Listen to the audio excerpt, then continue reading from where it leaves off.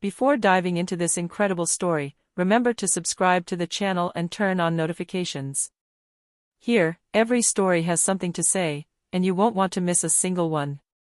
The day had started like any other at the Boston police station, until a seemingly innocuous call changed everything. Sergeant Brad Coleman, an officer known for his authoritarian temperament and quick judgments, was patrolling downtown when he spotted a black woman parked in front of a luxury boutique. Without checking the facts, he assumed she had no business being there and decided to stop her. The woman, Dr. Maya Brooks, remained calm despite the humiliation. She explained that she was simply waiting for her husband, but Brad wouldn't listen. He forced her out of the car, in front of passers-by, and arrested her for suspicious behavior. At the station, several colleagues watched the scene, uneasy. Maya didn't scream, didn't cry, she kept that calm, almost pitying look. A few minutes later, the doors of the police station suddenly opened. A man entered, followed by two federal agents. It was the United States Attorney General, Marcus Brooks, Maya's husband. Silence fell in the room. Brad paled when he saw his federal badge. Marcus, without raising his voice, simply asked, "Where is my wife? And who authorized her arrest?" Faces turned away. The sergeant realized, too late, that he had just made the biggest mistake of his career. The sun beat down on the windows of downtown Boston on an ordinary afternoon. Sergeant Brad Coleman, sitting in his patrol car, was observing the busy street, a cup of coffee in his hand. Nothing unusual until he spotted a black sedan parked in front of the luxury Harrington Jewelers store. Inside, an elegant black woman, dressed in a cream suit and discreet heels, was checking her phone. Brad frowned. "What is she doing here?" he murmured to himself. Without any valid reason, he switched on his flashing lights and approached the vehicle. He knocked sharply on the window. "Driver's license and registration card, ma'am." The woman calmly raised her eyes. "May I ask why, officer?" "You were parked for too long in front of a shop reserved for customers." "That's suspicious." She took a deep breath, without getting upset. "I'm waiting for my husband. He'll be here in a few minutes." "Oh really? And where is your husband?" he replied mockingly. "In a meeting, not far from here." "I can call him if you want." "No, I'm the one asking the questions." "Get out of the vehicle." Around them, passers-by began to film discreetly. Maya complied, her hands clearly visible. "Officer, I haven't done anything illegal." "We'll see about that at the station." He roughly handcuffed him. "You have the right to remain silent." The woman's expression changed, no fear, no anger, just an icy dignity. She whispered softly, "You will regret this moment, Mr. Coleman." The sergeant froze for a second, surprised by the calm tone of her voice, but he still pushed her towards the patrol car. "We'll see who regrets what." On the way to the police station, Maya watched the landscape go by without a word.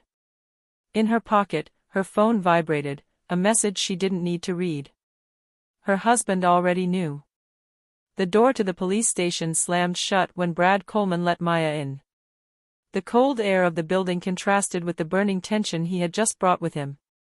A few officers looked up, surprised to see a well-dressed woman, handcuffed, surrounded by police officers. "What's this, Brad?" asked Sergeant Miller, frowning. "Suspicious behavior." "She was loitering near a jewelry store. I'm taking her into custody for questioning." "Are you kidding?" Miller murmured, shocked. "Do you even have any proof?" "No proof is needed when instinct speaks." Maya remained silent. She calmly observed the gray walls, the embarrassed glances, the sounds of telephones and crumpled papers.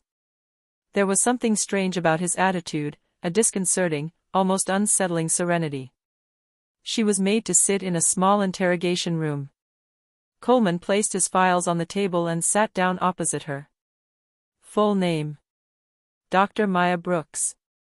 He raised an eyebrow. "Doctor? Are you a doctor?" "Yes." "And you just arrested me without a warrant, without a valid reason, and without a legal witness. Do you realize the seriousness of what you are doing? Coleman chuckled nervously. You can always complain. Procedures are my area, not yours. My husband knows more about it than you do. Oh really? And what does your husband do? Maya gave a slight smile.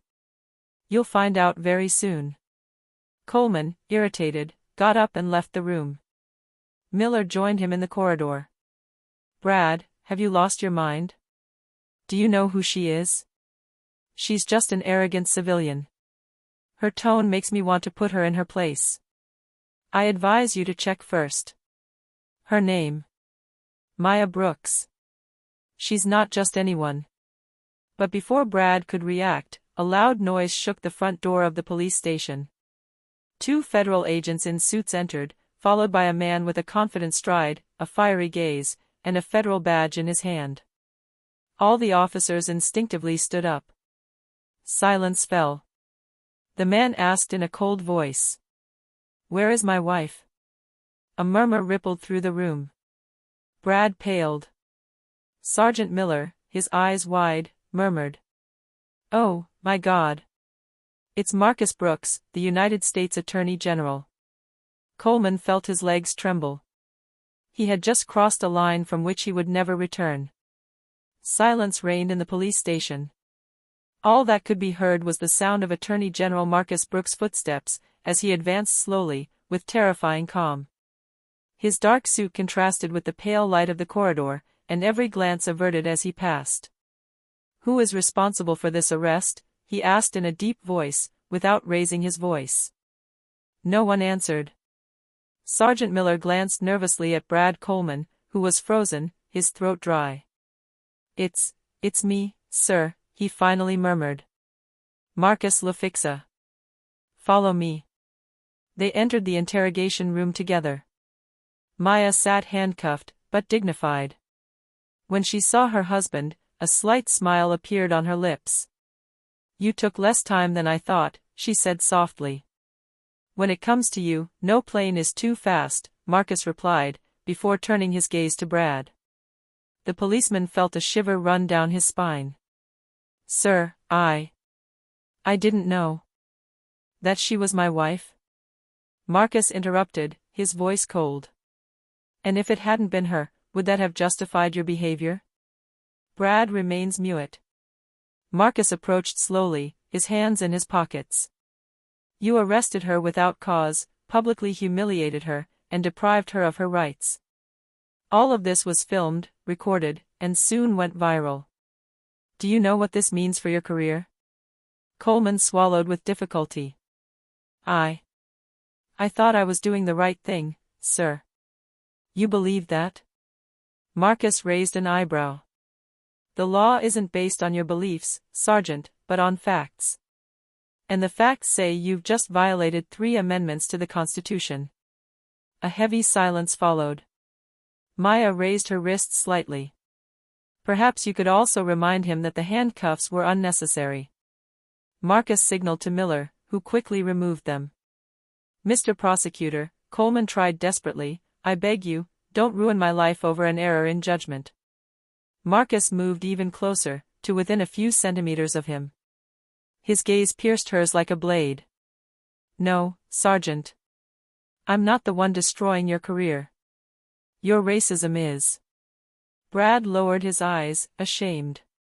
Marcus took Maya's hand and helped her to her feet. We are going to file a complaint. And believe me, this time, justice will show no mercy. They left the room under the astonished gaze of the police officers.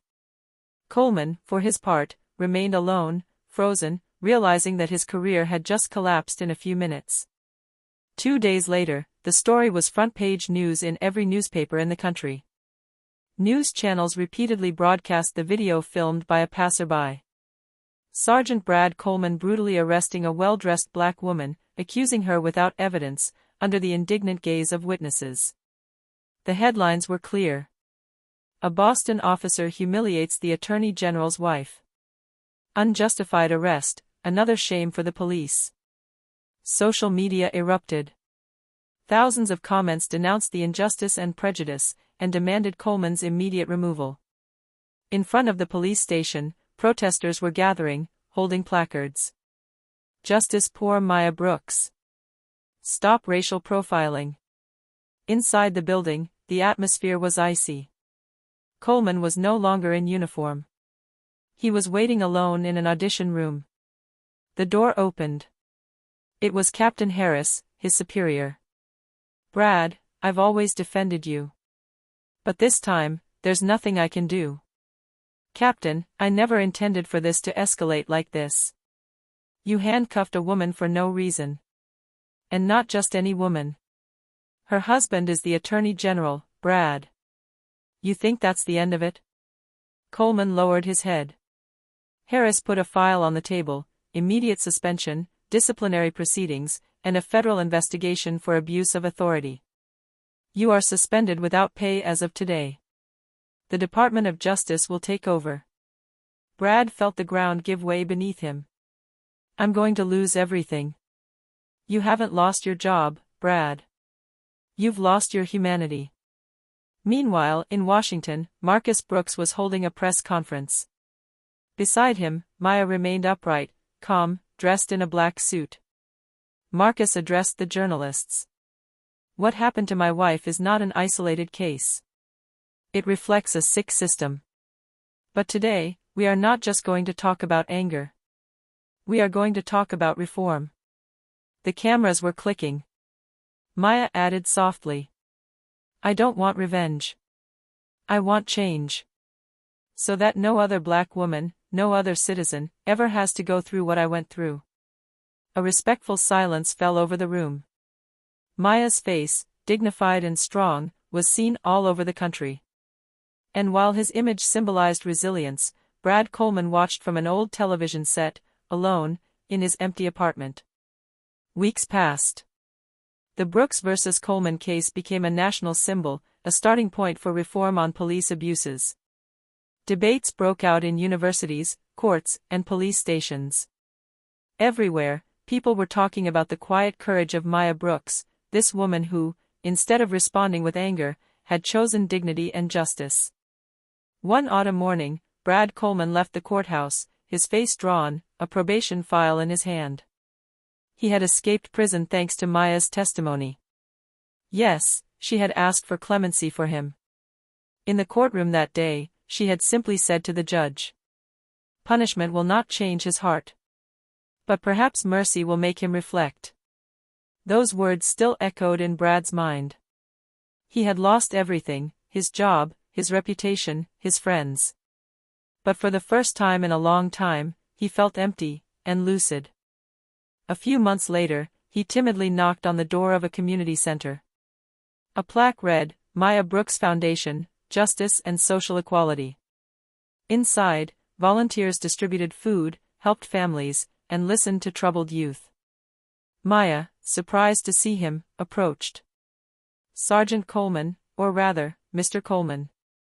He lowered his eyes. "Dr. Brooks, I'm not here for a formal apology or to plead my case. I'm here to help. If you'll allow me." She stared at him for a moment, reading a new sincerity in his eyes. Then she nodded gently. "Very well. You will start tomorrow. But here, we don't give orders. We learn to listen." He gave a slight smile. "That's exactly what I need." Months passed, and little by little, Coleman found meaning in his life again. He was now working for the foundation, speaking in schools, testifying about his mistakes. He recounted the day his pride destroyed his career, but also opened his eyes to his humanity. One evening, as he was leaving the center, he crossed paths with Marcus Brooks. The prosecutor shook his hand, without resentment. "You've changed a lot, Sergeant." "Thanks to her," replied Brad, looking at Maya in the distance, surrounded by laughing children. Marcus smiled. "So perhaps justice sometimes begins where forgiveness takes root."